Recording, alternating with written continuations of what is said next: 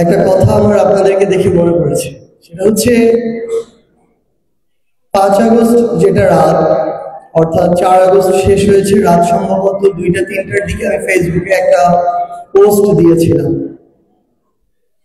পোস্টটা ছিল যে আমাদের এই যে শ্রদ্ধার যে সশস্ত্র বাহিনী, ওই মুহূর্তে আমাদের মনে হচ্ছিল যে খুনি শেখ হাসিনা তো শুধু ক্ষমতায় টিকে থাকার জন্য বাংলাদেশ পুলিশ নামক একটা প্রতিষ্ঠানকে অপব্যবহার করতে করতে এই একটা প্রতিষ্ঠানের যে ন্যূনতম একটা আত্মসম্মান ছিল সেটাকে ধূলিসাৎ করে দিয়েছে। এখন এই জায়গায় একটা পার্থক্য করে দিতে পারে বাংলাদেশ সেনাবাহিনী। 5ই আগস্টে যদি বাংলাদেশ সেনাবাহিনী চায় আরো 20,000 মানুষকে খুন করে এই অভ্যুত্থানকে রহিত করতে পারে, আবার সেনাবাহিনী যদি চায় একটা গুলি না চালিয়ে জনগণের মতো কাজ করতে দিবে এবং জনগণ খুনি হাসিনাকে উৎখাত করবে।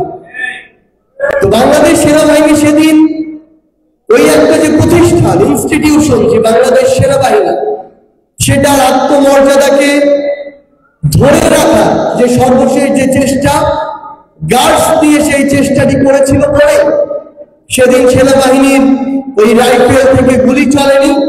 বাংলাদেশের জনগণ ঐক্যবদ্ধভাবে খুনি হাসিনাকে উৎখাত করেছে। খুনি হাসিনা দেশ ছেড়ে পালিয়েছে।